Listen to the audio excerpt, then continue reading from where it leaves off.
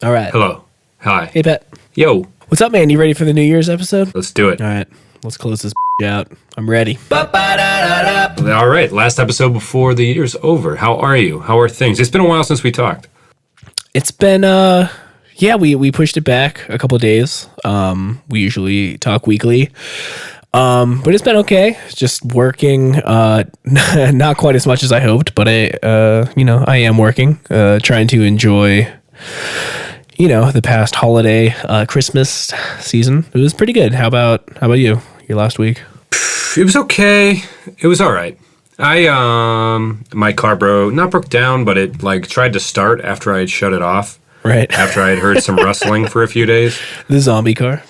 Yeah. It was pretty, I'm no motorhead, but I'm pretty sure that's not generally what's supposed to happen. So I stopped. I had to get a rent-a-car because I wanted to go home to Erie for Christmas because I'm in driving distance now, but I only had a one-day weekend because I've been working all the holidays this year to get comp days to help visit Jesse when the flights are cheaper, et cetera, et cetera.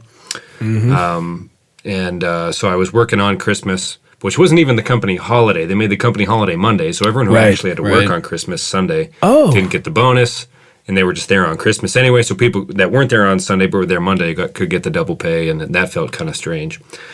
Anyway, I had this rental car for a few days, and the tire went flat twice, so I brought it back, and they gave me an upgrade, and I was like, thanks, but this is kind of more stressful than the other car situation was. And then, so I'm driving this Jeep around, and so I go home, and it was we had our Christmas fondue that we do. I think we touched on that in the last episode. Right. Sounds awesome. But then, I saw Jake, Gordon, and Doug Salawata, and Abby and them, and I saw my friend Joe McShane, but every house I went to, including my aunts and the one at home, have a pet. So I had a pretty severe asthma attack on Sunday. So I woke up at 5, and the albuterol, the rescue inhaler, wasn't really working. Because I had just been near cat hair for the last 12 hours straight. God. So my body was kind of fighting back. Yeah, you could keep using a rescue inhaler more frequently and tough it out through brunch. But anyway, so I drove home on Christmas Day at 5 a.m. in the rental car. Oh, and no. My mom kind of cried. She was like, you got to have your Christmas present. But then I was like, Mom, I'm going to be back tomorrow. But I couldn't tell her why because Katie was trying to surprise her. Oh, right. And that's the reason I rented the car in the first place because I had to make 2 Erie trips in a 3-day span. So I'm trying to tell my mom, can you just off for a second? I just got to get home and I got to take my steroid inhaler that the big guns, Yeah. Which is usually preventative, but I also needed to get away from dog hair. And she's like, this dog. I'm like, oh, God, here we go. So she's like, I'm like, I'll come back tomorrow for the presents. She's like, you got to have your presents on Christmas. And it was this whole big thing. And I was like, Mom, I'm going to be back tomorrow. And then I told John the reason I was going to be back. Right. And then my sister texted me and she's like, way to ruin the surprise, asshole, as I'm coughing up a lung on the way back to Cleveland in this Jeep that they gave me. And I'm like, you got to be kidding me. Wait, so John spilled the beans to your mom? No. I guess my mom still didn't know. But I told her I was coming back for a surprise and to let me leave. You know what I mean? I wasn't... Oh, gotcha. So I had forgotten my steroid inhaler, which wasn't a good call, but just being around their dog, Luna, doesn't get me. It was I had come in contact with 3 cats and 7 dogs in a 10-hour... You know what I mean? Right. So that was really setting off. And so Katie was mad for a hot second, why'd you ruin the surprise? I'm like, you gotta be... all right. So I get home... Luckily, being away from the dog just during that drive helped, and I coughed some stuff up. My lungs that felt a little weak.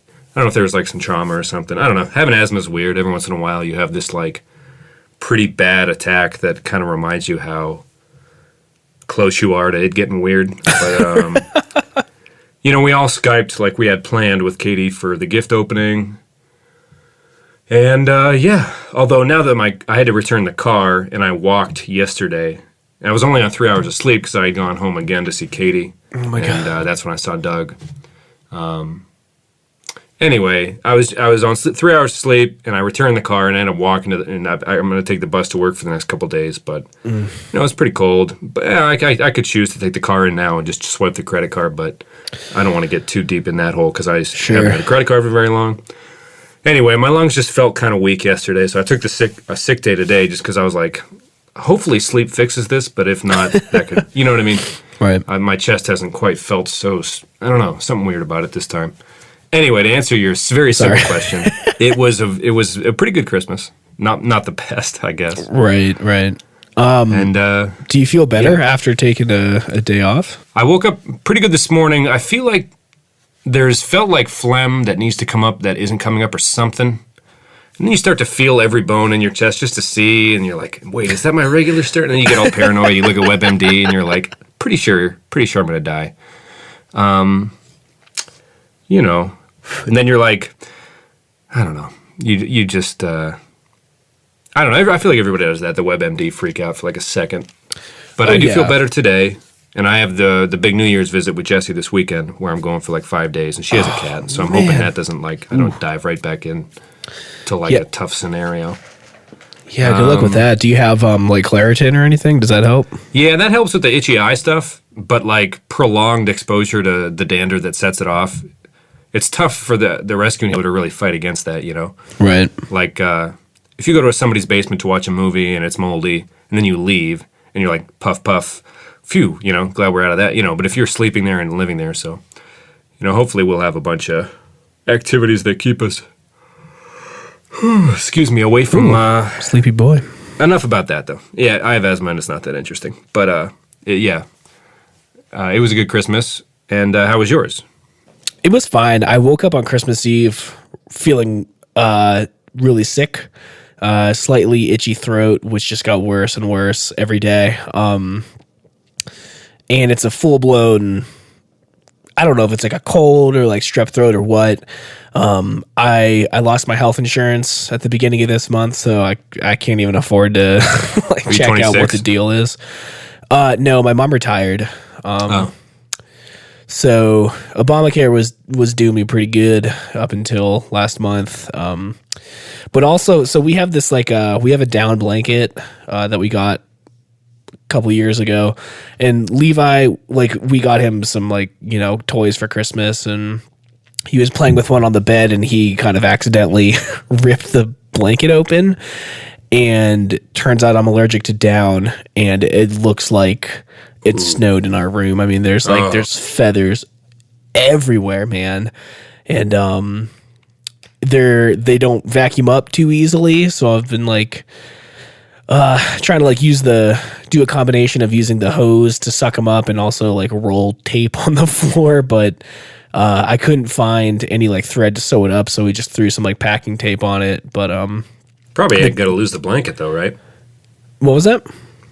I mean, you probably lose the blanket, right? If it's just gonna eventually break again and cause you misery.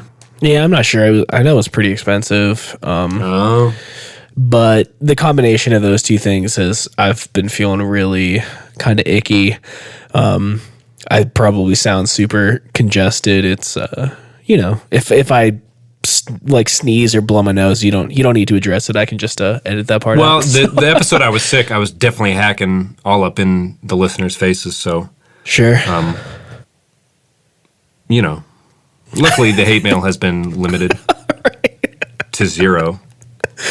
So we haven't gotten too much flack for it. But, you know what I just did 2 minutes ago? I fake yawned because I started a weird breath pattern, and I could tell it probably sounded like I was. So I tried to make the yawn sound natural as I was telling my story. But then as I did it, I realized, what are they going to think if I'm yawning during my own story? So then I just admitted it wasn't interesting. It was some weird internal. I just want to apologize for trying the faux yawn. It wasn't right, and it wasn't fair to you or me or them. So, well, you fooled me, man. You could have just. Yeah, I thought it came out pretty good. I was like, man, I nailed it, but I'm not proud. I'm not I don't want to be that guy. Right. That was some Oscar-worthy odd. If we go back and replay the yawn, I don't know if you can in post or if that's what you even call it. Activities that keep us. Excuse me, away from... Anyway, fake yawn, very sorry. Christmas is over now, and we were going to do a New Year's episode.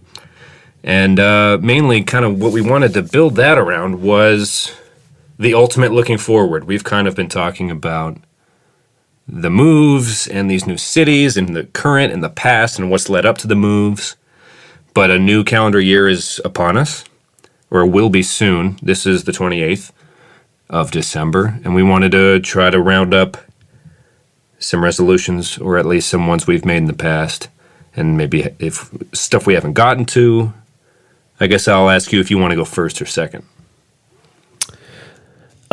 It's up to you. I think the best way to do this, though, is kind of blast through the list real quick and then come back to discuss it, and maybe go through both of ours, just so everything in there gets mentioned. You know what I mean? Because we like to trail off, and I remember last week in the Christmas episode, we paused to ask ourselves if it. I felt a little different, and I think it was because we were trying so hard to stay on topic, and that's not our thing. You know what I mean? So true. I interrupt you frequently. It's something I enjoy, and we're doing this for fun anyway, and for Aaron Lonkey. Right. So I say we just stick. Yeah. Okay. Well, then I'll go first because I found an old set from 2014. I have it in little brackets at the top of a piece of paper from a pad that has the logo of my old employer on it, and I had written it down when I was in Albuquerque. I would have been there for the second half of 2013 going into 2014, so living alone post-college for the first time, and I have a bunch of check marks. Should I read them to you now? Are you intrigued? Please do. Okay, I'll read them in order, and then you can interrupt me if you'd like. The first is to volunteer. Okay. Very noble of me. That box has not been checked. I wanted to try a new food each month. Looks like I had made it to January on that one. But I'm usually not afraid of new foods. I think I'm more against documenting those types of things than I am. Right. It's not that I'm closed-minded. I probably did try. And there's only so many new foods to try if you're staying in the continental United States. Anyway, I'm not too worried about that one. Piano lessons, which I did take. Only a few weeks. Yeah, I did. I learned... I don't know, some Christmas song. The guy was nice. He was like, what do you want to get out of this? And I was like, mostly leaving the house, to be honest. You know what I mean? I was kind of sick and tired of... I watched Trailer Park Boys one weekend. Mm-hmm. And, but what I mean by that is I watched the entirety of the series in a 2-day span and just drank. And I was like, all right, let's, even though I haven't met a girl yet or anything like that, I feel like I'm in the middle of nowhere. At least I went out and I started making proactive changes, things like that. The other one was floss. That box is unchecked, but I've been flossing more. Good. That one's a little less ambitious. Right. I want to learn how to make pasta sauce from scratch, which I don't really want to anymore, but I never got around to that. I feel like Italian people. I feel like our fake characters from episode 4 or whatever, Tony and Jimmy, would be into making their own sauces. I guess that's a big thing in the Italian community. If you don't know how to make a good sauce, I don't know. Do you have any experience with that? I'm not a huge fan of sauce. If I go for it, it's usually a white sauce. I tried to make one once, and it ended up tasting. You're a fan of white sauce? Absolutely nothing. Oh yeah. Yeah, I guess you know what I'm talking about. Deep down. That was a pretty in the gutter joke, and I'm sorry to the listeners. I just am. Wow, a lot to apologize for in 2016. I'll be better in 2017, guys. That fruit was hanging so low, it had already fallen from the tree, I think. I mean, at least I picked up on it this time. I usually just blew right by it. Well, one of our people that listened to the show texted you, like an old friend of yours, and said that he berated you for not getting an obscure Fight Club reference, and I felt that was maybe a little unfair. Just because I throw so many obscure things at you throughout the course of an hour, and you still put up with me and talk to me, so I'm just grateful for that. Passport, and then use it underneath was a separate box. I did print out the papers. I just don't have the $130 to go do it right now. Oh, but in my defense, do you have one? I got my passport a couple months ago because we went to Argentina. Oh yeah, that's right. I was like, it's $130. The process of filling it out and sending it in was a little unclear to me for some reason. I like to read through things too quickly, and I ended up waiting too long, so I had to expedite it. Which it says it's only another $60, which not a huge deal. So I go to the post office and they charged me an extra like 120. And it's because to expedite it costs $60, but then you have to pay for overnight shipping each way, which is like an extra $60. So don't sleep on that. Get to it. Yeah, it's one of those things where it's like, just do it now and you'll have for 10 years. And it's the most easy, like, logical thing. Like, yeah, I'll just get it now and then I'll just have it for when I can or want to, you know. And for some reason, I just really haven't. And I really am kicking myself, but I really don't have the extra 130 to do it right this month anyway, especially with the car. Well, you got that credit card, man. Use it. Yeah, you know, on my own terms. I don't, you know. Yeah, right. I was pretty anti-credit card, and now I don't want to, like, well, I'll just max it out. What could go wrong? Anyway. The next one was write a letter each month, and then the one after that is a fire on the beach, which those two examples tell you how close I played it to all the slideshows online I had Googled for prompts. Like, fire on the beach might be the lamest New Year's resolution possible. But did you do it? No. There's no beaches in New Mexico. There's like a lake. And I don't even know if it counts. Well, you know, my dad lives right by the beach, and we used to have fires out on the beach all the time. And they're great. Driftwood burns pretty good when it's dry. Yeah, it's something I should definitely try to get to this year. I might add that to my list. If you're ever back in, because we live right on the lake, we could go do it in theory. Right. If you're near your dad's this summer, maybe I'll take a drive out. Let's do it. All right, I'm keeping that one then. Not too douchey? Cool. Although it is a little in the vein of that Facebook guy I keep making fun of. Have you lived your life? Go to the islands. Yes. The island in your backyard, and here you stay in your apartment. I got laundry to do. I'll do it. Son of a Cannot wait. My life. All right. The other was join an adult sports league. I did that one too. I joined a soccer league after I had met Jesse. An indoor league. I was very out of shape.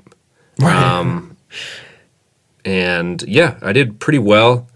And I think what's weird is, like, Jesse's not that big into sports. And we used to play soccer together in high school. And that was a big part of my life when I was growing up. Right. And, you know, as I started to get back into shape, I was doing a little better and better every week. And there were soccer players on the team too. Anyway, so, like, I don't know, I would, like, drill a shot from the equivalent of 18 yards out or whatever, something like that, indoor, just, like, you know, top shelf, just, like, nail the side netting or something. Just something disgusting. That maybe happened twice over the course of 8 months. Not that often. I'm not trying to say that, but anything. It would happen, right? Right. And Jesse's just not a sports person and just, like, would not mention it.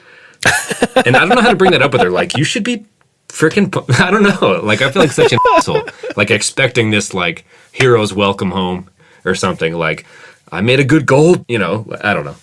So I don't know how to bring that up, but it was definitely something that weighed on my mind for like 4 hours 2 years ago. Oh, that's so funny. I don't know. Yeah, anyway, it doesn't matter. I'm a child.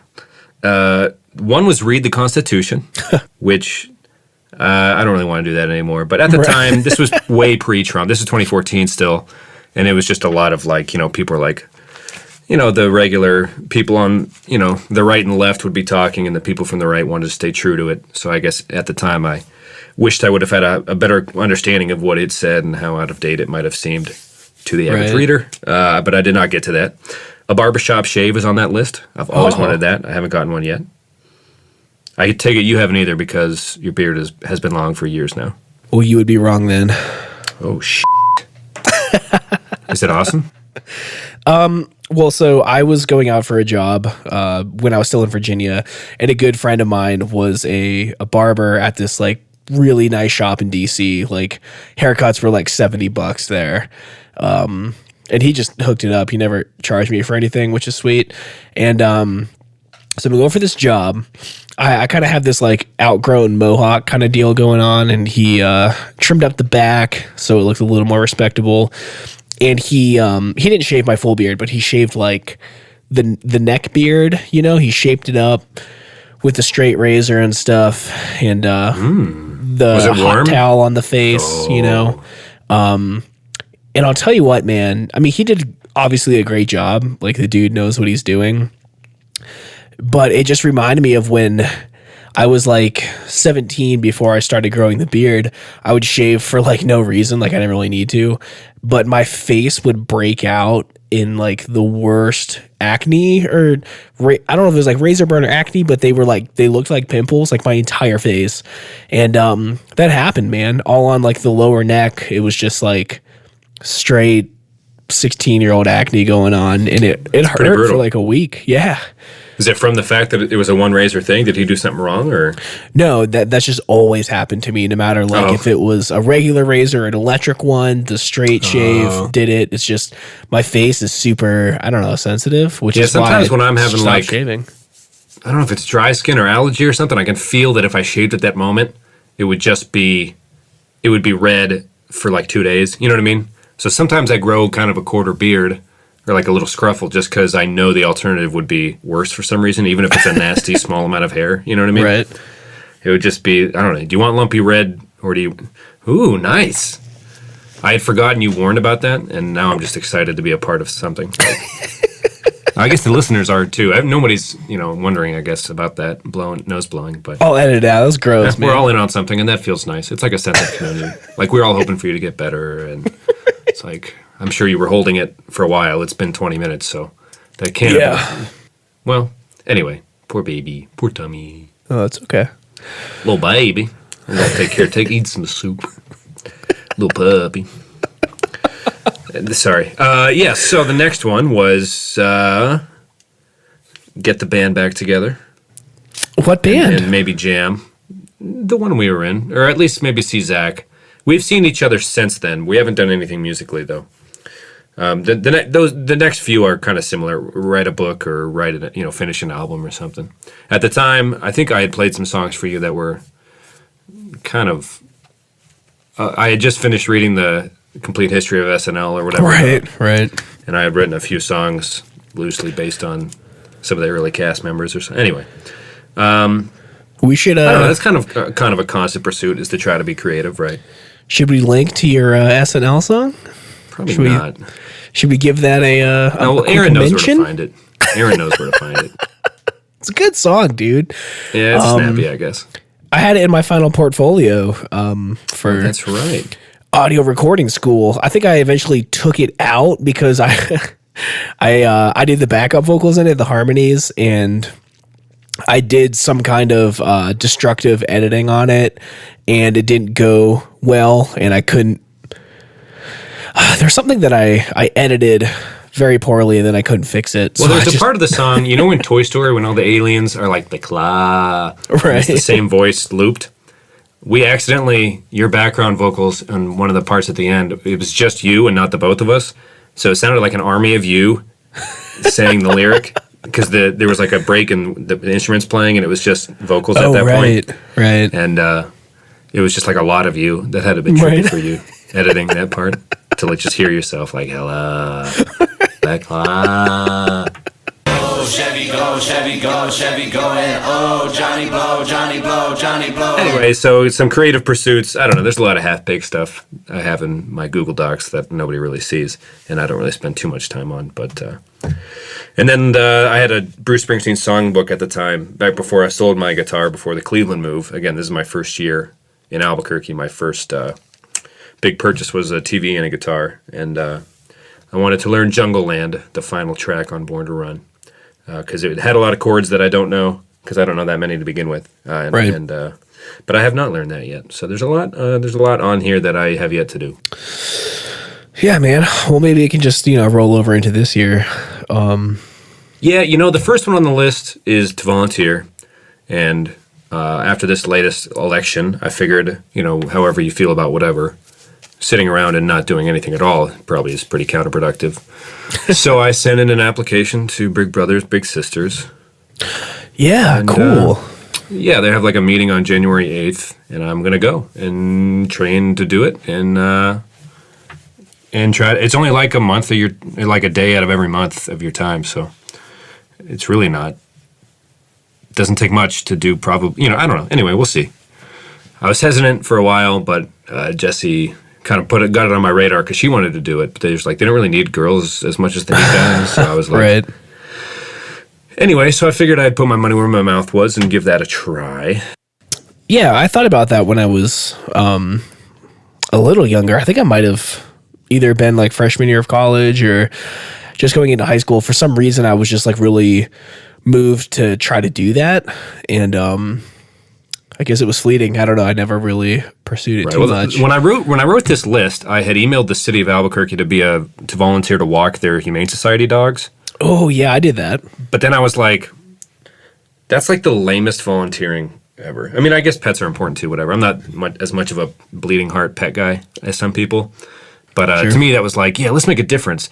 I'll walk the dogs at the, it's just kind of like, come on, man. Like, if you're going to do something, why don't you, I don't know. Anyway.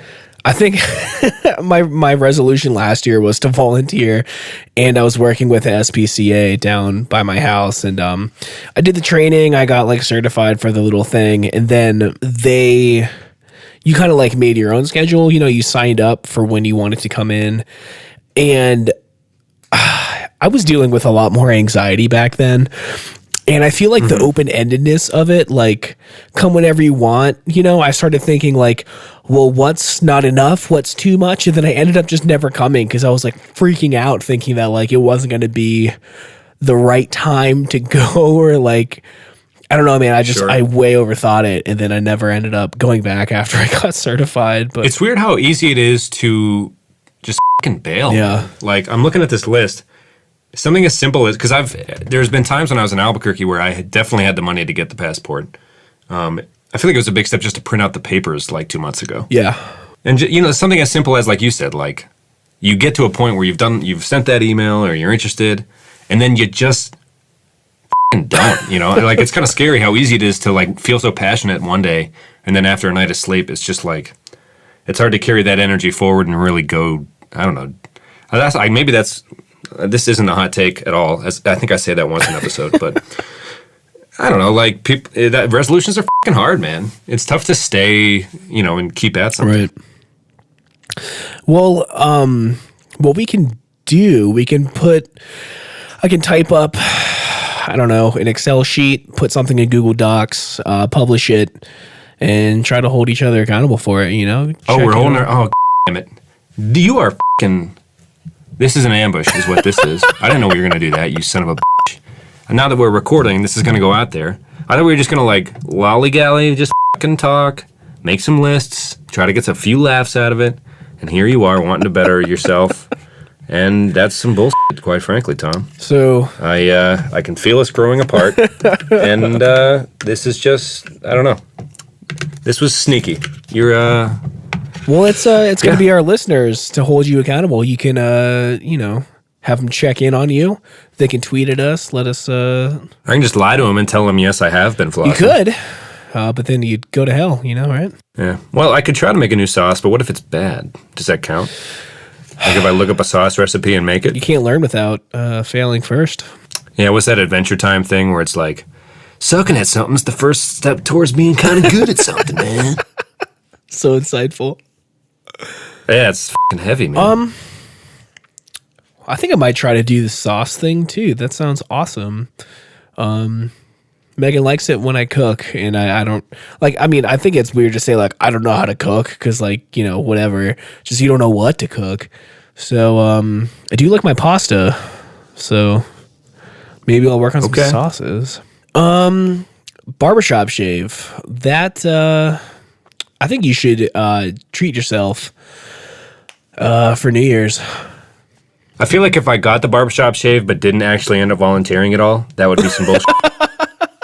But if there's like at least half of it is new fun experiences and half is like bettering yourself, that's not all selfish, all right, right? So after your first session, add Big Brother. Like, what are your resolutions? Oh, to try things in the world of luxury that I haven't had a chance to, how ambitious. It's like the most inconsequential fucking goals. You know what I'm saying? Anyway. That's funny. But yeah, I guess I will. I will treat myself to that. Maybe make it like contingent on once you have your first volunteer session, then you go out and do something for yourself. Right? Something for you after something for them. them. That feels a little like I don't know. It feels like kind of productive though. You know what I mean? No. I guess if good is coming out of it in some way. I don't know. You're really with my mind here, Tom. How about your list? How about your list, Tom? Why don't you go ahead and let me just berate you for half an hour about it? Nah, just kidding. That's a good idea. I'll do it. It'll probably feel nice on my face. Let me find it here.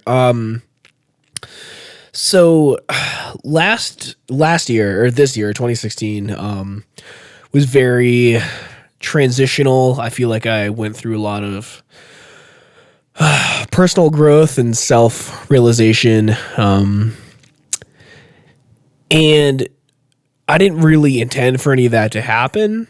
So I'm thinking that this year I'm just going to try to keep with that. And if all these things just kind of have my accident, maybe I could do even more if I, plan for it, I guess. Do you have like a main mission statement for, how you want, is there a vibe to all these?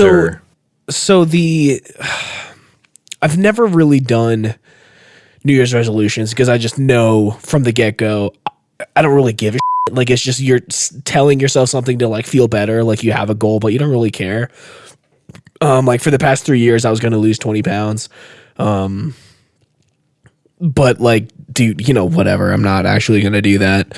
And I think it's kind of a shit goal to begin with. Like, I do have in here, get back into riding bikes. Sure. I'm planning on selling one. I had 3. I sold one before I moved here. I have an Olympic track bike that was given to me by a friend because I was racing track bikes on the street, but I was really into it and it didn't quite fit him. So he gave me this bike that's like worth over $2,000. It is the most amazing bike I've ever been on. It weighs 11.5 pounds, which is nothing, but I'm broke, dude, and I gotta sell it. Ask you a quick hypothetical? Yes. If you are in a new city and you're still looking for that job you want, and money is still, you have said, tight? Yeah. Do you sell the $2,000 bike and for some help, and then get a less flashy bike, or do you don't want to upset the gift giver in this scenario? I'm gonna sell the nice bike, which did you say that already? And I just missed it. Or I don't. God, I think I'm sorry, man. Implied. So you're gonna flip it for the 2,000 and then get like a more reasonable bike. Well, I have another one that I also put. You already have it. Did we just talk about this? What do you mean? Did you just say all of that? I think so. I had 3 bikes. Now I have 2. I'm gonna try to go down to 1. Okay. So yeah. There's one that I built myself that I put a couple. I don't know, maybe $2,000 Talia, into, right, or something. Talia. Yeah. In Denver, what's behind the name again? I think it was just random. I don't know. The other bike is called Nehru, which is the goddess of wisdom from The Legend of Zelda, one of the creators of the entire universe. So like the game, right? You like the game? Yeah. No, I'm kidding. I know you have a weird, not weird, just a very intense. It is like a passionate, love affair. Sure. Is it with the world or with the characters or that universe? Everything, man. The gameplay, like the puzzle solving of the games. It's just everything. And I don't really even understand why. But I'm just embracing it. Hey, everybody has their thing, man. Right. So anyway, back to the original discussion. Right. So you're gonna. I won't make you say it a third time. I need to sell get the big bike. Sell the nice bike. Keep my other one. And just ride it more, man. Like, it's super flat here, which was, when you're riding fixed gear bikes with no brakes, you kind of want a flat surface to ride on. And it was very, very intensely hilly where I was, and there was nowhere to ride before. So that was my excuse. People might think you're full of it because you just moved to Denver, but maybe that's a misconception, right? Don't people say the Rockies are a little outside the city, or at least where it starts? Isn't there a Colorado plateau that comes into play or something? Well, Denver is almost perfectly flat. Okay. Yeah, from where I am. And then the mountains are to the west? The mountains are to the west. You have to drive about a half an hour. Okay. We actually went into the mountains on either Christmas Day or Christmas Eve, and it was amazing. It was so much fun. That sounds very nice. So yeah, rather than just saying I'm going to lose weight, because that there's no substance to that, I'm going to, and I don't want to do the work. Oh, you can do a bunch of unhealthy stuff to lose weight. You could smoke cigarettes and drink coffee every day to try to keep your appetite low, and then just eat less. Sure. Right? Yeah. Like you could probably, and yeah, I think that's a good, not only are you getting back into an activity you're passionate about, you'll probably have good, build those thigh muscles up. Yeah, man. God knows, you should be paying attention to those legs because they're a gift to all of us, really. I mean, if anybody's seen Tom's lower half, you know exactly what the hell I'm talking about. Like being the guy on the bike was like my identity in like my much younger 20s. Yeah, you got some gear based ink. Yeah. Is that right? Yeah. I mean, I was the guy that just rode a bike everywhere. Like, right. That's who I was. Like, I used to like race. You would just knock out what, 30, 40 miles a day, right? Back in the DC area? Yeah, just like for fun. I mean, I was riding between 7 and 8 miles a day just to like get to school and work and back. And then I would go for a 20 or 30 mile ride into DC after work, just like for fun. Like, dude, my legs were like scary big, man. I was in such good shape.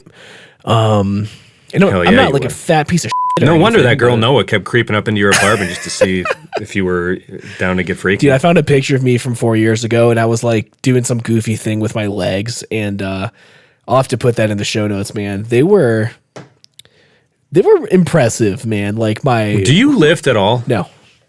Well, I mean, you have like kind of a barrel-chested big arm thing going. Well, I mean, for the past I've always 2 been curious. years, I've been basically just lifting heavy for work. Like, I've been working at UPS, and on like an average 8-hour day, I'll load like 2,000 boxes, like an entire like semi-trailer and a half, like by myself. So I do extremely physical work, and if that helps. But yeah, I'm a stocky, husky guy, as they would say in the Walmart pants section. Who used to wear Huskies. So we've gone over nationalities before, but Kalashevsky, is there a little German in there, or what's going on there? It's like 100% Polish, and then my mom's side is 100% Irish. So okay, because I picture Irish as like kind of scrappy, scrawny, skinny, brown or red haired, not cheered per se. Like there's definitely some hardcore Irishmen and Scots out there, but I don't know. Maybe my bloodline is just thin, kind of thinner. You know, when my sister called me over winter break, we were looking at my brother and I. He's like half an inch taller than me. And it's just, he feels like he's kind of got more to him. And it's not a fatness thing. It's just maybe he got more of the Holmes. And they said I had a bitchy daily frame. And my mom laughed and then was like, hey, anyway. Man. But anyway, I was just figured I'd ask. Sure. Just because it definitely, whatever you had going on, it definitely didn't feel Irish, or at least what I've seen my version of it be. Right. Well, I mean, my dad, that's based on fucking nothing, by the way. That couldn't, both from a genetic standpoint to like, your dad what? Well, my dad's like 6'2". I mean, at one point he was like, he used to lift pretty heavily, and his arms were like bigger than my waist. I mean, my dad was like, he's huge. And then my mom's like 5'1", weighs like 90 pounds. So I'm kind of in the middle there. I'm an average height, about 5'9". Yeah. Like if you were into sports at all, I picture you as like you could have played rugby or something, or like a very decent strong safety for like a D2 college football team or something. I don't know what. Like you'd be nimble, but you could lay the lumber if you had to on someone. Okay, thanks. I think right. Yeah. Okay. No, like you could. Like the speed of a free safety, but you could hit somewhere in between a middle linebacker and a free safety is what that position would be responsible for. Okay. A strong. Sure. I mean, I play midfield in soccer because I used to be fast before I developed asthma. There you go. Well, anyway, let me plow through my list here. Oh yeah. What was the last one you said? Oh, ride your bike more. The bike. Subsequently losing weight to lose weight is stupid, but if you're being healthy and good to your body, that's probably just a better way to go about it. Right. Plus, you like riding your bike. I do a lot. Okay, what's the next one? All right, so I'm going to go through everything. I'm just going to plow through it. I'm going to find a decent job this year. I've been working just I don't want to say jobs, but like. Dude, UPS Real pays. Quick, I just want to point out that you were like, all right, let me plow through the list. Get a good job. You know what? It's like that lasted maybe 2 seconds. But yeah, you deserve, you're out here. Well, you've been applying ever since you got this part-time box moving job, right? I haven't, but because now's not the time to let the foot off the gas, Right. man. Oh, I Right? I know. mean, you're still on the hook. I mean, you bought yourself some time, but right. Yeah, so decent job. I'm by the end of the year, I want to be making over 50 grand. That's my goal, which like to some people is like, what the could you do with 50 grand? But like, I've never seen that much money. That's twice as much money as I've ever seen in my life. that's a lot. That's a high number. You know, it's just, Or it feels that way. I don't know, Yeah. I'm sure like everyone has that vision of what they want to make someday when they do grow up, whatever the hell that means. Right. But that seems like a very, I don't know, is that middle class? dude, that's lower middle class. I guess Denver has a higher, it might have a higher cost of living. I don't even really know. Not compared to, I know not compared Erie to and DC. Albuquerque were not exactly high. All right, so decent job. Elemental FM, the network that's bringing you this show, it still like hasn't launched yet. I want to launch the network in the first quarter, and I want to have 5 shows by the end of the year. And my goal is to have. You heard it here first, folks. Well, where else would you have heard a promo for? I want to have at least 3 of those making money. You know, keep it reasonable. We're not gonna get tens of thousands of listeners in advertising on this show. Whatever. That was never the goal to begin with. But we might get tens. Tens of listeners. Aaron's already on board. Thanks, Aaron. Sup, bro? Sa, dude. Hey. Sa, dude. So I want to start making music again. Music was dude. my entire life for like 12 years, and then it just, for some reason, I just stopped. So I want to do that again. Can you give me a sa, dude, back? 'Cause Sa, dude. I'm not really good. Thanks, man. Okay, yeah. So yeah, get the music again. That'd be good. I already started, been working on a new song. Maybe I can send that to you in a bit. I want I want 200 listeners for this show, which is such a small goal, like especially compared to like, you know, the goals for the other ones are like in the tens of thousands. Because Sure, yeah. Well, we've had 100 downloads on the 6 episodes total, right?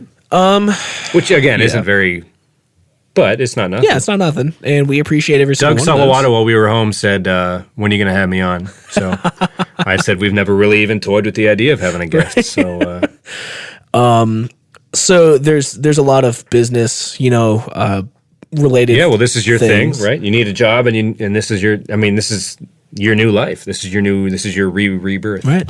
So I got a couple more. I want to find a mentor and a business partner to help me, you know, achieve my goals.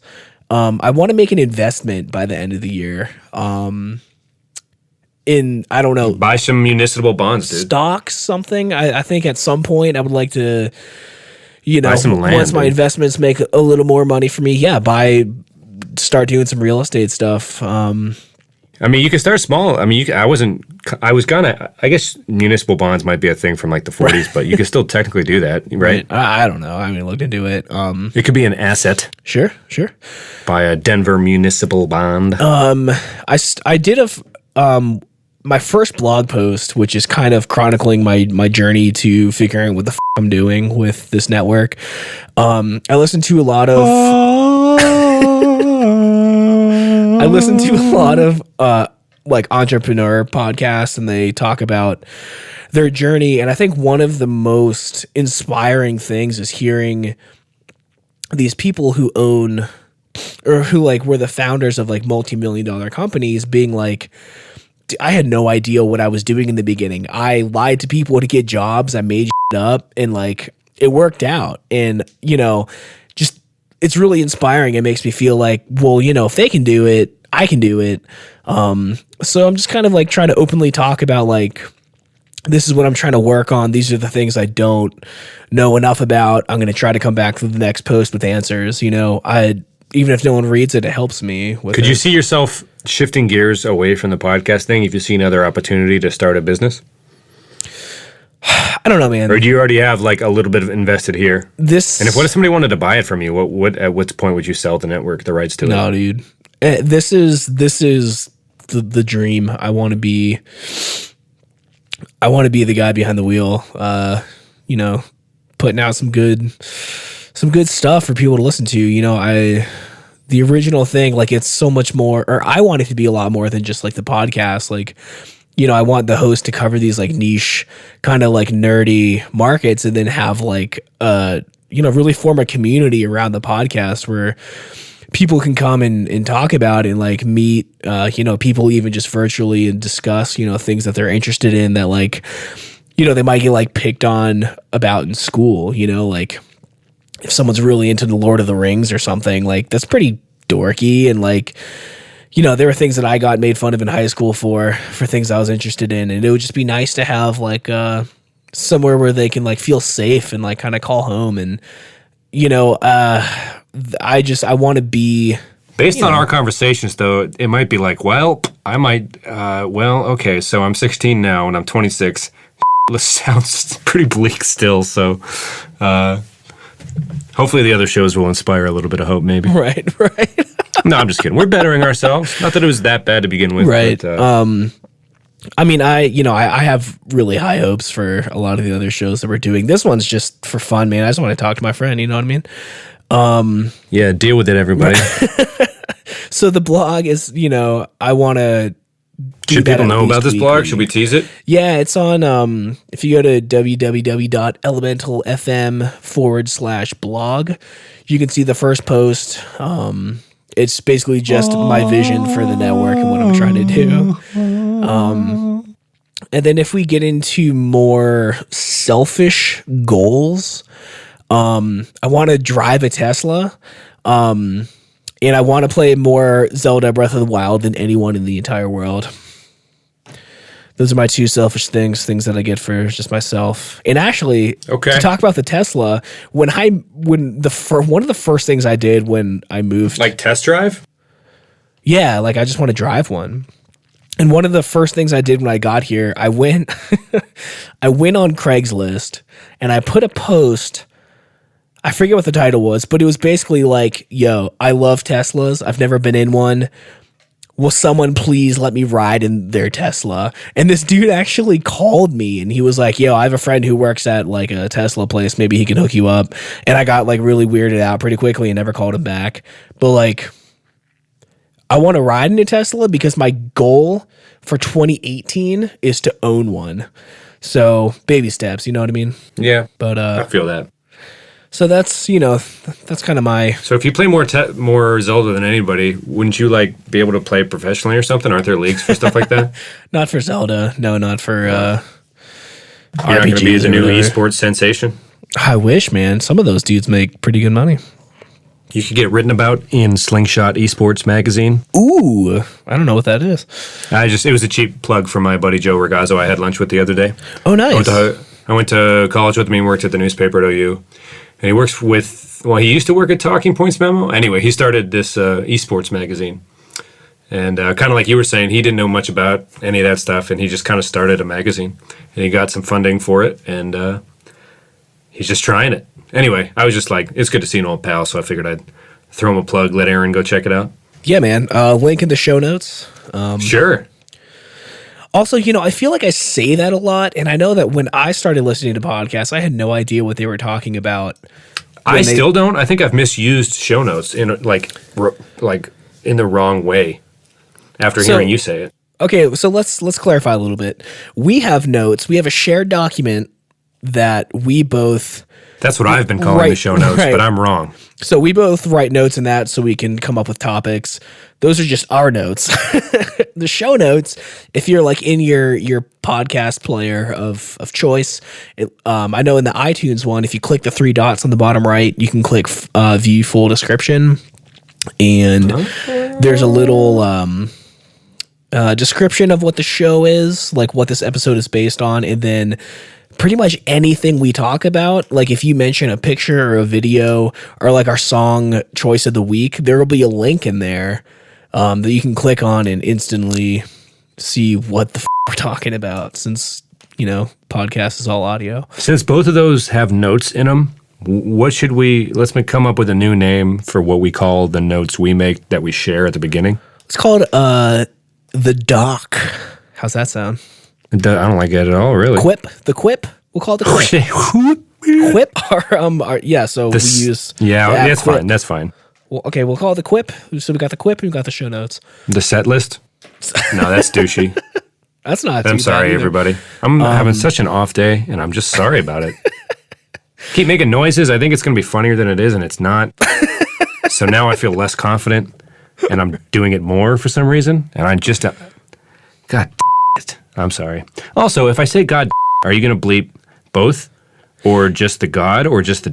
Because network TV would bleep the God. You know, I think I have been beeping, but I am aware that they beep God, but I don't know. Bleep them both, so that it, man, bleep them both. Man, last what if I'm week, saying it like God damn, like a one word? if there's like a humor element to it, it's not offensive. No, not funny. Just what if that's how I react naturally? Like it's not me. a catchphrase. Like Don't try to. And then I went to the store. Oh God, like if I want to develop a catchphrase, I don't want to plan it, and I'm pretty sure it's not going to be God. But if I'm just saying naturally, like, oh God, I feel like it's different in a way. Yeah, I have no idea. I'm just kind of guessing when I beep things out. Last week was. Do you want to get a catchphrase? Like, what if we get morning show kitschy? I know we've made fun of those Bob and Tom type shows before, but what if we become everything we hate, Tom? And what if nothing on our list gets done? If it pays the bills, I will do whatever the you want me to. You're a fucking sellout, dude. You should be ashamed, dude. God. Although now it feels better the more I use it. I'm just getting comfy. God. My supervisor. We haven't even talked about my UPS job at all. I don't think now's the time either. Well, we've had a few holiday episodes in a row, but I was going to ask because I don't even know what your life has been ever since you moved in and started getting a routine going. Right. I think we should save it for next week. All right. All right. It's hard to stay on topic, man. And I don't know if it'll... I kind of gave you a quick splurge of my last week and the real stuff. You did. But everything's good, really. I really don't have much to complain about. So we can... New Year's Eve, right? Oh, yeah. What do you usually do on New Year's Eve? Do you stay up? Do you watch the ball drop? Do you have champagne? And do you do like a big thing? Do you stay, just in with the girl? Or what's your deal? Well... So growing up, there was a thing called First Night Erie, which I think a lot of cities do. But, they shut down the downtown area and it's snowing and they have shows and crafts for kids at certain local businesses. You know what I mean? Like it's, the city throws a party and there's something for all ages at different venues throughout and a lot of people walking around. Do you remember going to those at all? I never did that. You never did First Night Erie? I was always babysitting on New Year's Eve. Anyway, they had a pin every year, and it was a different design, and my grandma had, I think it started in 91 and ended in 04 maybe or something, but she had, every First Night Erie pin, and that was kind of cool. So that was fun as a kid, but now I feel like there's, as an adult, in college, we would just, every night was New Year's Eve if we had enough money for beer, so there really wasn't much different. I guess what's better about the hangover the next day, because, everything's a drinking holiday anymore. Sure. St. Patrick's Day and the night before Thanksgiving and New Year's and, right? Even 4th of July has become kind of a day drinking show. Perhaps not. Maybe I just live in that world. But I think you're right. But New Year's Day is nice because my family's always made sauerkraut, dumplings, and pork. Oh, God. And mashed potatoes. And, I don't know. It's and you said you're Irish, right? This is definitely from the home side. But yeah, there's something about that sauerkraut and a nice moist pork with the dumplings and the potato. It's just I love it so much. Have you ever had it? I don't like sauerkraut. Yeah, I can see how people wouldn't, but for some reason I'm so glad I acquired the taste for it because that dish is just nummy. I'll use the word nummy. Because it is nummy as f***ing shit. And so that's always what's been come after. But the thing on New Year's Eve has changed over time. Anyway, going back to my original point, as young adults, there's always those parties that they advertise on the radio like, come get your tits out for $70. We're going to have a DJ. And it's like, 70 though? No, I'm just kidding. But, it's like those dancey dance. I don't know. I like dancing and... There was like kind of a version of that I didn't mind. A couple years ago, the Natural History Museum in Albuquerque closed the place down, and it was like $35 and you get 2 drink tickets, and they had a little champagne for everybody, and they put like party hats on all the dinosaur skeletons, and you could go through the exhibits. It was weirdly cool, man. You know, I've never really been like tipsy in a museum before, and that felt kind of like I was in a Ben Stiller movie and having a good time. It was good. So that, you know, this year when I'm going to Albuquerque, Jesse wanted to go to one of the older hotels in town, and they're having like a nicer party. So it's not quite as dancey. It's just maybe nicer. I don't know. I feel like there's kind of a trade-off. I don't know. Your significant other's not always going to do exactly what you want to do, I feel like, maybe, right? Right. And you got to make compromises. Like, she wouldn't want to go to a Browns game, obviously. Sure. But it doesn't really kill me too much to put on slacks and a button-down one night a year and, you know, offer to drive home or whatever. I don't know. So we're going to go to a hotel, and the party it's not going to be the party I just fake described in a chummy way. Exactly, because it's not like a DJ type situation, but it's definitely, you're going out, you're putting something nice on, you're doing a thing. And that should be fun. I guess you can't just drink with buddies forever and stay at home, right? I mean, like, eventually adults go do things and things like that. So, I don't know. What do you think? What's your thoughts? I mean, I think there will always be drinking involved, if that makes you feel any better. I shouldn't rely on it, too. That sounds like a dangerous path to go down. No, you know what I mean, though? It's like, you know, I feel like, you know, I don't know. Maybe I'm not, I don't know, maybe going out in that way has never really been my comfort zone. Sure. You know, right? Sure. Like, you know, because I like to wear pretty normal clothes. You know, Jake Gordon called me Normcore once, and I was like, F you. But he's kind of right, I guess. Man. You know what I mean? Like, if there's anything that shouldn't have a core after it, it would be just like dressing like a normal person. And I was like, I guess this is, anyway. You know, I'm not the flashy clothes, go to the whatever. It just didn't feel like, you know, like, anyway. But I guess you grow up, you have a few button downs in the closet, and it can't hurt to go try some new things maybe or something. Yeah. The museum thing was dope. I will say that. I think there's a version of it that that was like the perfect middle ground. I really liked it. And she liked it because, you know, usually when we're doing a night for her, I'll drive and let her get a little toasty or whatever. And you know, we'll have our trade-offs and things like that. But anyway, so it's definitely shifted from childhood. First night of year was always dope. But now there's like what do you do when you're in between 23 and 36 type, you know what I mean? Like, what are you doing? People at work ask you, and you're like, it's really none of your business, but I guess if I have to talk to you, you know what I mean? I don't know. Right. Like, I'm going to do what I'm going to do, and it doesn't involve you. So, you know, like, what are we even doing right now? Like, you leave in an hour. Like, can we just not talk? No, I'm just kidding. My coworkers are very nice to me, actually. I don't know. Sometimes I don't feel like talking as much, though. That's a whole different thing, though. Oh, yeah. Talking at work. Same. But I've talked about going to the bathroom at work. We haven't really touched on, like, how friendly are you supposed to be with these people? And again, they're nice as hell. But I don't know. You walk that, I don't know. We should definitely talk about that. Yeah, we'll cover that soon. Yeah. Because, I mean, they're nice people, but I don't know. Are you just supposed to be friends with the people you work with, or are they like a different kind of friend that you have? Right. Naturally. And, you know, I kind of have my guard up a little bit to a certain degree. Like, I don't know. It feels like, based on movies and TV, that you're supposed to be in a different circle of acquaintances that I have in my life, even though you're very cool. But I also don't want to tell you every detail of what I did last weekend, you know, because I don't really think it pertains to this environment. You know what I mean? Like, but also, with that said, like, team building exercise and stuff outside the workplace can be very healthy to get a better understanding of the people that you work with and things like that. It's kind of a complicated thing, maybe. But yeah, maybe we can touch on that more later. Yeah, I'd love to. I definitely have some opinions. But yeah, for the time being, what's your take? Like, what do you do now? Like, what did you used to do? Like, what is New Year's Eve for you? I mean, you're a non-drinker, so all these drinking holidays, right. Does that even affect your day-to-day? Because most of your friends would be looking to get kind of stupid on some of these days. I don't know. It kind of drives me crazy. Like, just the whole, every holiday is just an excuse to get faced in public at noon.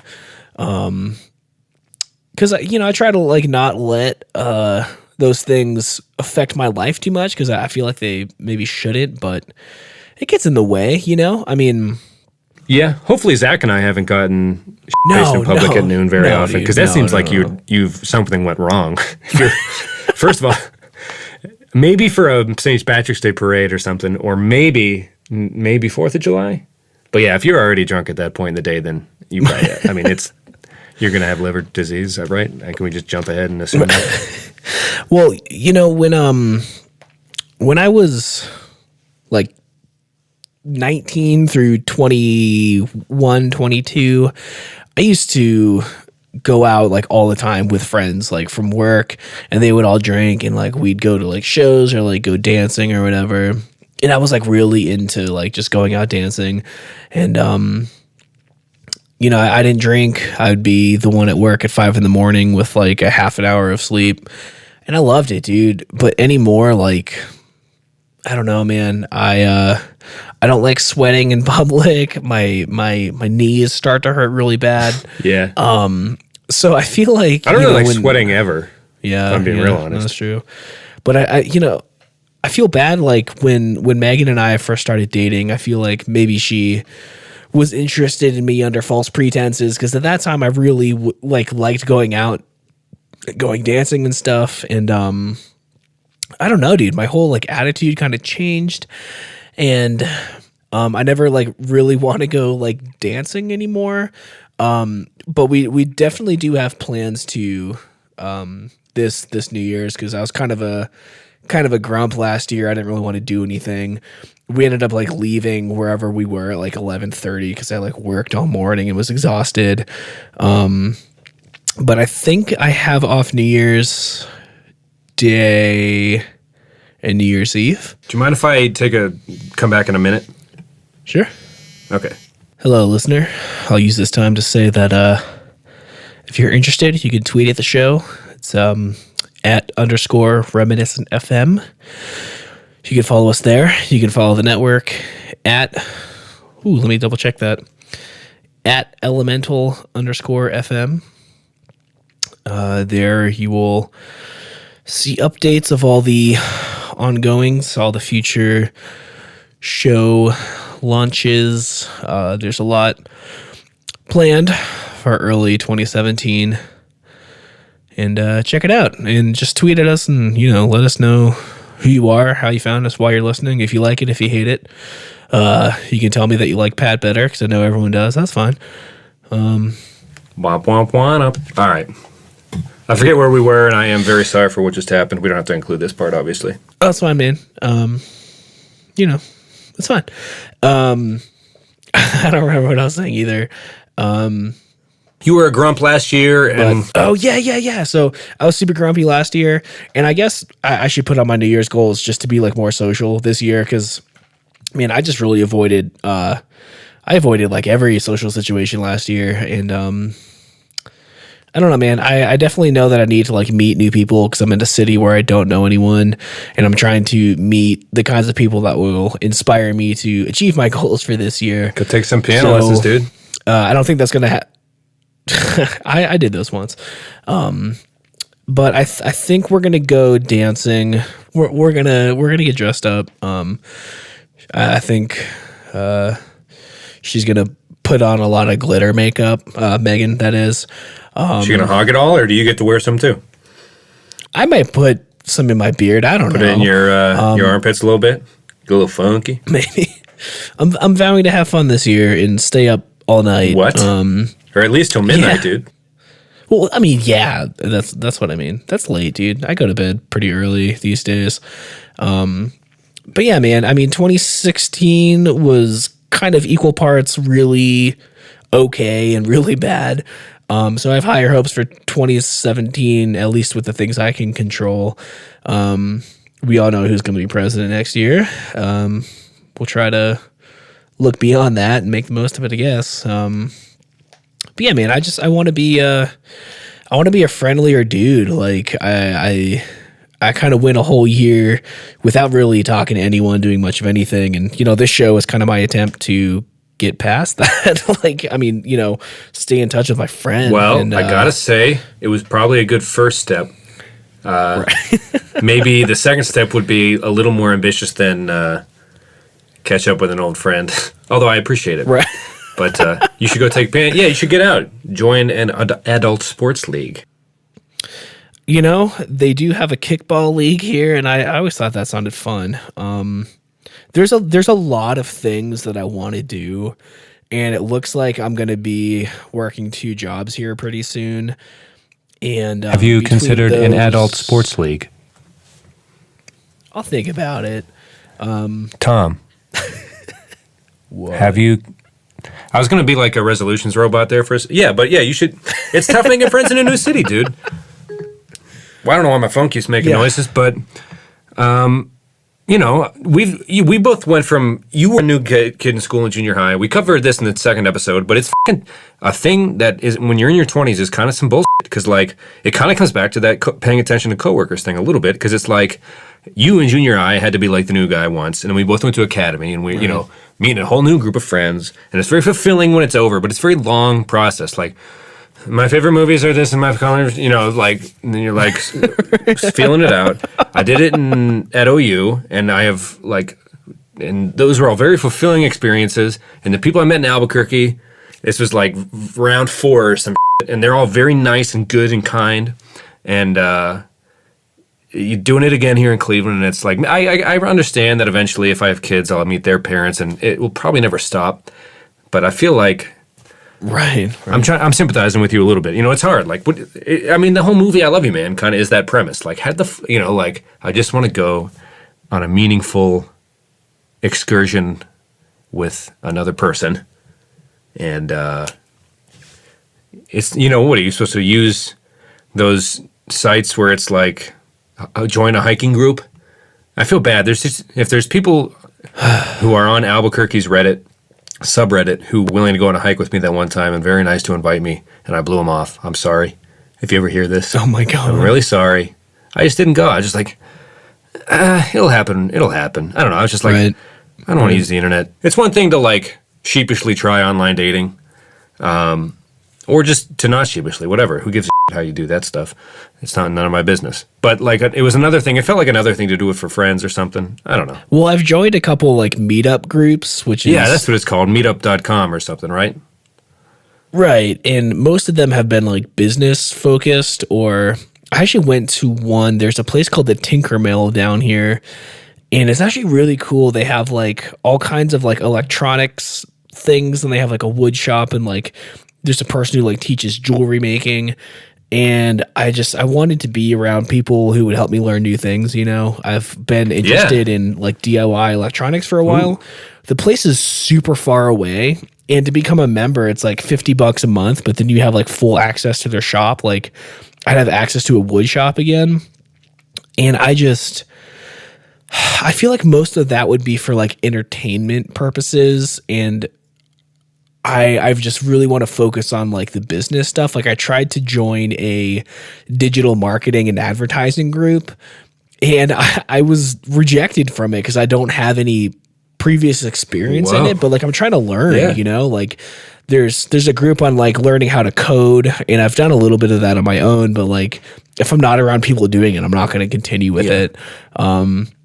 So I've tried to join groups of like small business owners or like local startups. I really want to get involved in a marketing group because I want to learn, I want to learn how to promote myself and sell, my products, sell my entertainment. Elemental FM, dude. Yeah, dude. So, I'm trying to do that. That sounds very proactive and good. Yeah, it's just, the social anxieties creep in, and you're like, oh God, should I even be at a local business owner group? Because like, am I really, you get all these doubts. I feel like everybody has that though, man. I do. Yeah. I went to a Christmas party. My sister's friends were gracious enough. Andy Molino and his wife, Kelsey, who actually went to OU and gave me a personal pan pizza at Nelson Grab and Go once. Ooh, nice. So not even that good of a connection, very loose. But they were nice, They were like, you should come, like, sister's brother, or Katie's brother, Pat, like, we'll have Christmas ale and food, and why not? You know, and I only really knew one other guy there, a guy I had been playing drunken wiffle ball with all summer out west of Cleveland in Berea area. But you know, anyway, like you said, it was like I really didn't want to go. I was really like, what if I just didn't? You know what I mean? Like, ugh. And then I walk in and I didn't see anybody I knew, and everyone was just like, probably assumed I didn't just walk into the house on accident, but we're also like, we don't know this person, and you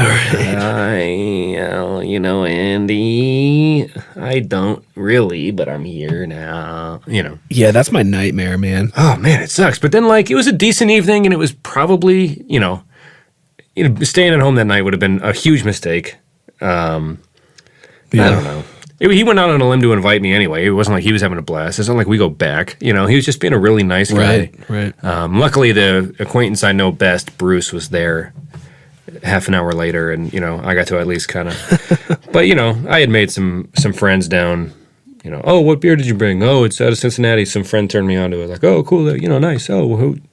Blah, blah, blah. Where did you? Oh, you went to OU. Well, oh, cool. Yeah, it's fun. Oh, you know, at least some common ground. And everyone there was really nice. I guess what I'm trying to say is, I think people will probably be more willing to, I don't know, nicer and more gracious and accepting of you than you might think, even though it's nerve-wracking. Yeah. Except for that one group that was like, no, you don't have enough experience to be in our club.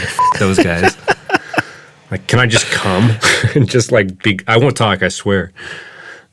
Yeah. Just want to listen. Hey, just to let you know, my neighbors taking a shower, I think. Whoa. And it's so loud. So if you hear like a sound, it's I don't, but it's that. I like the visual, I guess. Well, now I don't, because how old is the neighbor? I'm just kidding. It came off as creepy, not funny. We can move on. I'm sorry. I just am, as I have been for most of this episode, I'm just sorry, man. So get out. Yeah, it'll come. It takes, you know, be somewhere for 6 months before you can really take stock of what's happening, what direction you're moving in. You know what I mean? Just try to be the best you every day, all that, whatever, postcard or bumper sticker bullshit. Man, I was on Facebook the other day. I joined the Denver punk / ska / metal / rock music scene group. It's covering a lot of ground. That. I know. It's a pretty diverse group. Yeah. So I went on there and I was like, "Hey, people, I just moved here from DC. I don't know anyone. I'm into, you know, this kind of music. I'm looking for someone to like play music with, and I'm just like looking for like fun people to hang out with. This is super awkward, nice. Right? So I was like, if anyone wants to hang out, just, you know, send me a message. That would be cool." No responses. That same day, this girl said basically the same thing, and there are like all kinds of replies. Everyone's you know, bastards. Like, oh, I'll hang out. Yeah.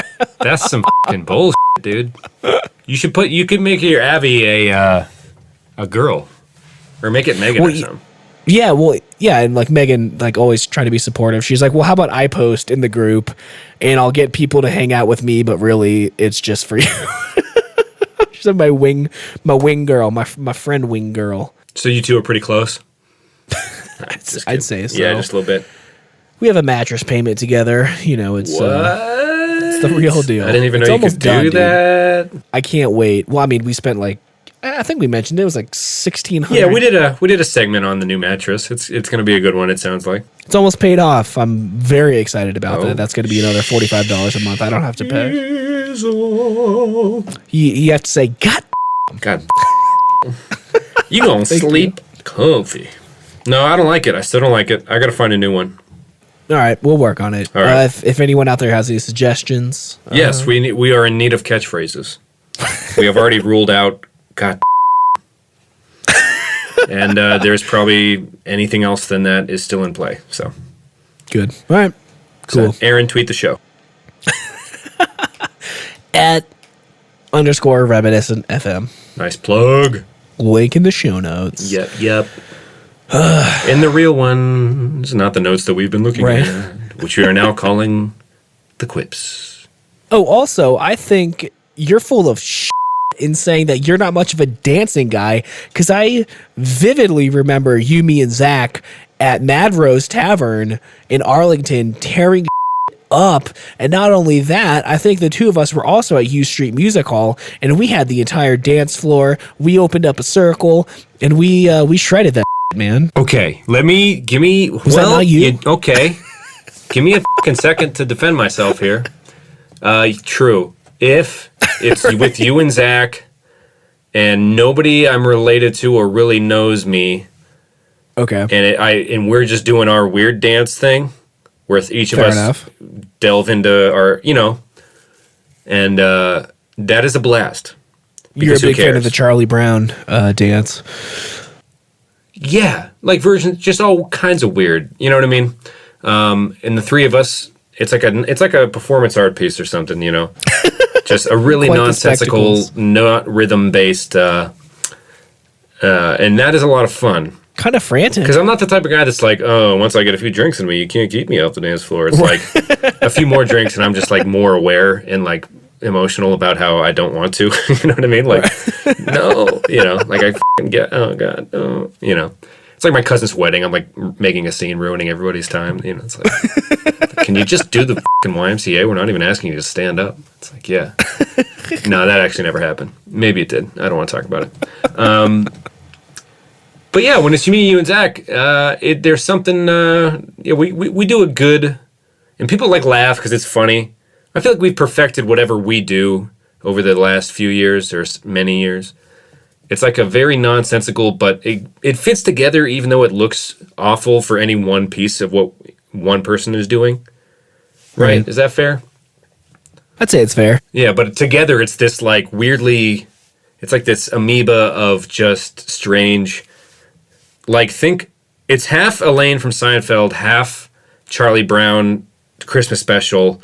I'm and at also fractions, half a third of kind of in the movie Hot Rod with Andy Samberg, where they're punch dancing outside the convenience store or the ice cream place. It's almost exactly like that. So it's like Elaine meets Charlie Brown meets that. It's more the Hot Rod thing, but it's we dressed up like the Blink-182 band members in the music video for First Date one year at OU's Halloween, and good thing there wasn't any rug nearby because we would have cut that shit up. I follow an account, Blink-182 memes on Facebook, and this like steal his look thing is really popular. And they had Boomer from that from the First Date music video. So I posted the picture of us, and I was like, 2012 did it, and so many people were like, holy shit, that's like perfect. Like everyone loved it. It was nice. Pretty cool. It was good. So one of my favorite photos of us is we're eating Halloween chili, which is a weird tradition of my mother's. And we're all dressed up on the couch just watching something on TV. Link in the show notes. All right. Show notes. That was such a good weekend. Yeah. Well, even if you're with your closest friends and family, there are versions of like holidays and visits that, like when we went for Zach's reception, if something was off that weekend, maybe. Were you getting that vibe? Like you were short on sleep and had to leave early, maybe, and yeah. I had already been there once for like, the actual wedding, right? But that was also a small thing. It was just whatever. There were factors in play that maybe we hadn't seen each other in so long. But then like the Halloween thing, that was a good version of Do you feel that way? You never know which if it's going to be a good or bad Thanksgiving with your fam. Right. And it's weird as you grow older and more apart from certain people, like those first few minutes, like, is it going to click? Is it going to, I hadn't seen that kid Joe that I had lunch with, Slingshot's Esports, a magazine covering Esports. He was wearing that hat, and I was like, what's up, man? And, there was that first few minutes of dancing around, and then you just dive right back in, and it was a nice lunch, but it's really hard to tell sometimes. Yeah, it always starts out a little awkward at first. Yeah, I mean, sometimes you don't see these people for months at a time, years even. But, I think that's one of my resolutions is to continue to see as many people from former versions of, I don't know. Yeah, I keep in touch with people, make an effort to not, lose acquaintances maybe. I'll add that to the list. Like if, don't ask someone like Jacob in Chicago, right? Don't ask him to come to Cleveland if I'm not willing to make the trip up to Chicago myself. And you know what I mean? Right. Just, right. I don't know. Yeah. That's a half-baked one, but, see more people, continue to reunite with acquaintances, etc. Sure. Yeah, I think it should be, equal parts that and... I think Zach and I owe each other a visit. People. Oh, although you're in Denver now. Yeah. It's tough. Ooh, what if we recorded a show when we were in the same room? Oh, my God, did I just break the fourth wall? Is there a third or a fourth wall in podcasting? Do people know we've been... I guess, we've been talking about being in different cities this whole time. I'm sorry. Right. It's probably obvious. I think it would be super bizarre to actually do this, like, in front of you. Like, I feel like it would be so hard sitting down in front of a microphone if we were, like, face to face. Like, we don't see each other when we're recording this. No. Yeah. I feel like... I just see the little audio waves go every time I move in my chair or set my cup down or drop my phone. Right. Dude, you should see my mic stand right now. I got these like $4 mic stands off of Guitar Center or something, and it keeps falling down. I just can't hold it up. And I'm like bent over this weird way because the boom arm keeps falling down, so I keep raising the stand more. So the stand's like 6 feet tall right now with the arm like falling down. Ooh, nice. Maybe my New Year's resolution should be one of those cool broadcaster mic stands that you just kind of move around. They're attached to your table. So, I'll work on that. Well, that sounds... yeah, maybe someday I'll come check out your setup. I guess you've been tweeting photos. What's the handle of the Twitter thing again? That wasn't as good of a plug as we've had. Underscore reminiscent FM. It's confusing because the elemental one is elemental underscore FM.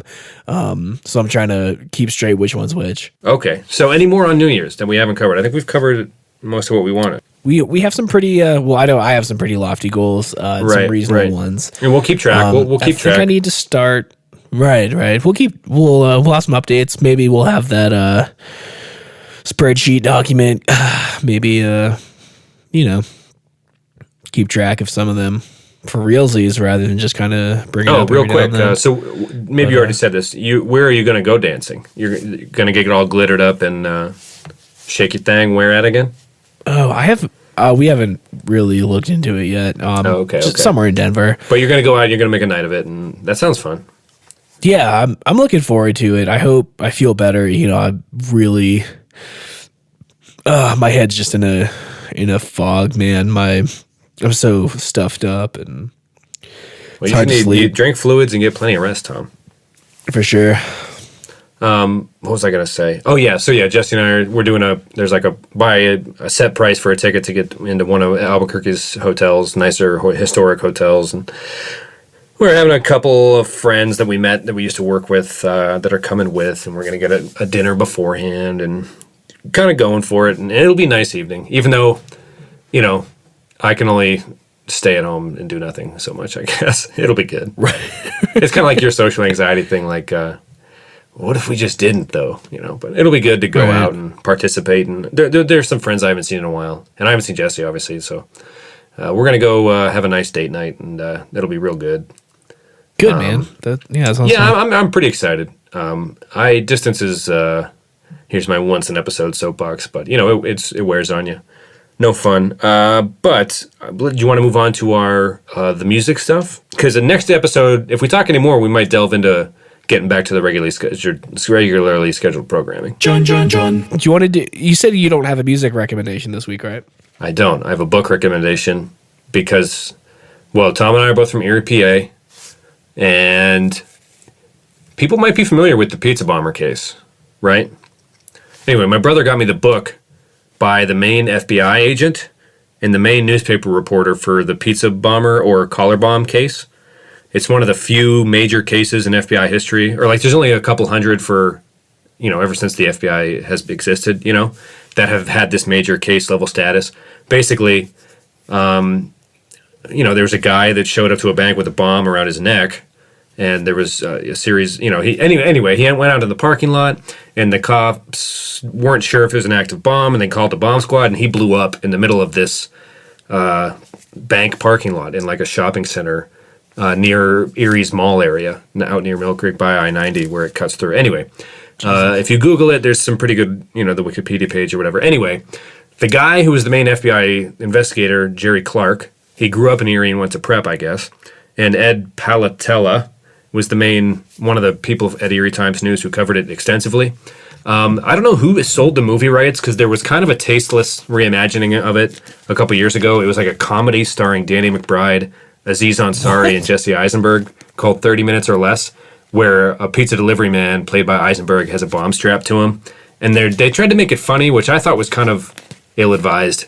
But it doesn't say in the book who did that. But anyway, this book's called Pizza Bomber, The Untold Story of America's Most Shocking Bank Robbery. It's pretty eerie, man. It is. I got it 2 days ago, and I'm done with it. Mostly, I think it's crazy to me because one of the guys who died of a drug overdose a few days after the bombing guy died, he lived in a house 10 houses down from me, And it's such an eerie book. If anybody listening is just a friend of ours and grew up in Erie, get this book. It's incredible.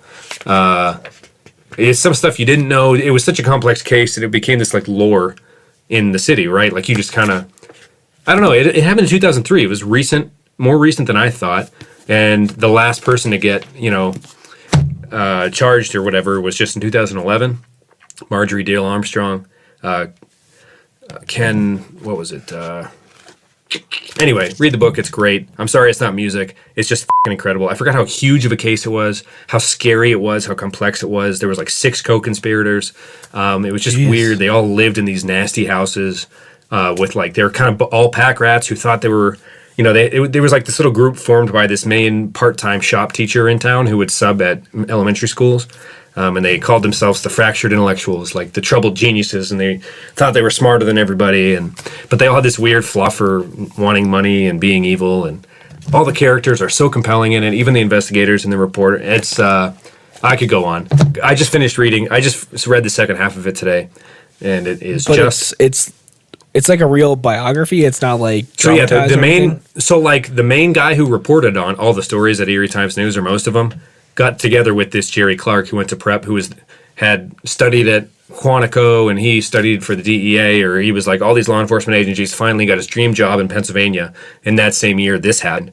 And it was like, became his like, he and his partner, his marriage fell apart, not Clark's, but his partners did. And it just consumed their lives for like 6 years, because people kept dying, like all the co-conspirators. There's only 2 left by the time they had enough evidence to, so they couldn't get anybody to tell them the story of what happened. And so like at the beginning, there's a disclaimer. It's not the opinion of the FBI that's in the book. It's just the investigator and the reporter got together and were like, oh, shit, that guy called me a year before he called you, and I didn't even believe him at the time.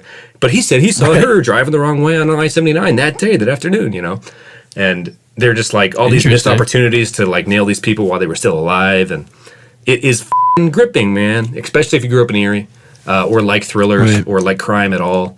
It is just outstanding. And yeah, the guy that lived on Dobbins was down the street from me. They were afraid he got freaked out when he was one of the delivery guys, and he was a friend of the delivery guys who was supposed to just talk that guy into participating and get the bob around his neck. But yeah, anyway, they gave him something called a hot shot, or they call it super dope on the street or something, but it's basically methadone mixed with something else that's non-detectable, and he just wanted to get high to calm his nerves, and they pumped him full of something that, they didn't. He lived with his parents down the street from me, and there was definitely news cameras and FBI investigators. One fall back in the day when I was a kid, we just didn't know what was going on really, but it is just so many weird things. I'll stop talking because nobody probably knows what I'm talking about, but it's just a really good like as much as you think you know about it, Tom, you grew up in Erie, it's like I didn't know about what it actually went down and who the players were. It's great. Yeah, me neither. Well, my dad wrote a novel, and we were just talking today actually, is gonna send it to you. Would you wanna swap? Like I can obviously promise to get that book back to you as it was a present. Or would you feel more comfortable if I just went out and got my own, since it was a present? I understand either way. Well, I already promised to give it to my sister to let her read it. Okay. I've been telling everybody I know in Erie about this book. Like, you got to read it. You got to read it. But maybe they have it at the library? I'll check it out. Yeah, for sure. Definitely. Do you still have my copy of Silver Linings Playbook, by the way? I do, yeah. I'll have to send that back. I'm also hesitant because of that. I didn't want to say it. I wanted you to give you a chance to realize it on your own. I dropped that off at your house. Oh yeah, you did. And your mom found it, and there was that drawing of a in there. Remember there was something about that? Yeah. Who drew it? Like I did. Like I put a little slip of paper. There was like "Love you, dude," and drew like a huge. Did she? So it's at my house in Erie. This was like years ago. Yeah, I remember I mailed it to you when you were still living in DC. Yeah, I mailed it, or I sent it back. Anyway, after my sister reads it, maybe I'll have her mail it to you. I don't have a book. I do. There's a new band that I just found out about last week. On the Encore podcast.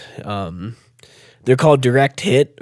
I forget where they're from, but I've kind of mentioned over the past few weeks that like my love for listening to music has kind of gotten away from me, and I feel like listening to this band has like really I don't know, man. It just it changed something, and I'm like listening to them a lot, but like listening to a bunch more stuff. I really like it. They're called Direct Hit. I feel like I think you would like a lot of things on the album, but like kind of the opening song called Artificial Confidence, which is after like a quick little intro thing. It's a lot of fun. The melodies are great. In a lot of the songs, they have some really cool like backup instruments. Like they have like all kinds. I don't want to say too much because I think you should go into it not knowing anything. All right. But it's a lot of fun. I like it a lot. Direct Hit. I'll give them a listen. Yeah. I'll put a link to those in the show notes. And did you get a chance to listen to the recommendations from last week? I forgot, man. No worries. Did I just tell you to listen to Mariah Carey's All I Want for Christmas Is You? No, I had you listen to the minor scale version of that by Chase Holfelder. Right. You told me to listen to Bruce Springsteen on Conan, the Merry Christmas Baby, which I listened to. It was pretty good. I mean, I heard your whole rendition. I did end up just kind of singing it for you. You're not as like taken by Bruce as I am. I mean, I like it. It's not a regular thing for me, I guess. I'm going to add John Denver in the Muppets. I might have talked about that last week, but it's good, man. I liked it a lot. So yeah, for this week, it's a book, which is a little hard to read in a week. I'll look out for it though, see if there's anything maybe cheaper on Amazon. Yeah, I think it's $10. Direct Hit, basically the whole record. Yeah, I'll listen to the whole record. I'm listening to Chase Holfelder now. If there's any trouble with my audio, it's because it's kind of I like it. Yeah, dude, wait till the end. Listen to all his stuff. It's pretty great. And also for Direct Hit, they have some pretty hilarious music videos. So they just took it a couple notes down? No, it's in a minor scale rather than major. Wasn't that thing where they did the Empire Death March? They took it from a minor scale and moved it to a major or something, and it sounded like the most cheery parade song of all time. You know, one of the first songs that my old band, The Good Fight, ever wrote, it was my friend Sebastian. He played a lot of metalcore stuff. He was like, I wonder how this would sound in like a major key. And we just kind of started off as like a happy hardcore, like easycore band with a song that he wrote, just taking something from like either like diminished or minor and putting it in major, and it sounded super good. So there's a lot of cool things you can do with just changing the scale degree, I guess. Yeah, this Chase Holfelder All I Want for Christmas cover in minor key is definitely a different vibe than the original one. Yeah, the videos are great too. Every Breath You Take is super creepy. I should check that out too. Okay. So that might be all for this week, though, man. I really have to pee again already. I've been drinking a lot of water. Do your tinkle thing with your tinkly winkly, and oh God, please cut that out. This show will come out the eve of New Year's Eve. All right. Let us know what your, goals or resolutions or whatever you want to call them are. Yeah. One more time for the people in the back. It's on Twitter at _reminiscent FM. You can join the mailing list at www.elemental.fm. So that's going to be the network that the show is under, of which I am the founder of said theoretical network. God, right. I should have said whoop whoop. It still doesn't work. It's official. We're killing God. So I guess until next week, we'll talk about our New Year's and get back into the regular, how shitty our lives are sometimes and how good they can sometimes be as well. And we'll just don't drink and drive on Saturday, y'all, because that's dumb. Well, man, we both had pretty, substandard Christmases, it seems. And I think money's kind of tight for both of us, but maybe we can catch ourselves up on the day-to-day stuff next episode. Back to the regularly scheduled programming. For sure. Subscribe to the podcast on whatever your podcatching app of choice is. You can recommend us to a friend. That's always sick. That seems to be the most effective way of, having new people check it out. You can write like a review on iTunes. You can, on Overcast, you can hit the recommend button. All that helps. And, Aaron's word of mouth. I mean, he only says so many words and that's only one mouth. So a few more mouths would be good. Yeah, Aaron, this is all riding on you. Yeah. Do your thing, man. And even if more people start listening, I'm probably just going to mention Aaron by name. You can probably already tell that, but I just, I need to give people word of mouth about him because he's just a quality human. So, Man, Aaron Lonke has been just so supportive of. We'll have to do an Aaron Lonke episode. We should, because I have a lot of good memories of that dude. We could have him on. From each other. Let's do it. Sure. Doug says he wants on too, so. He's got to work for it, man. Ooh, he's got to work for our love. All right. Yep. Well, I'll catch you next week, buddy. All right, man. I'll talk to you later. Love you. Happy New Year. Love you too. Happy New Year. Woo woo. Got to. Ba ba ba ba ba ba ba.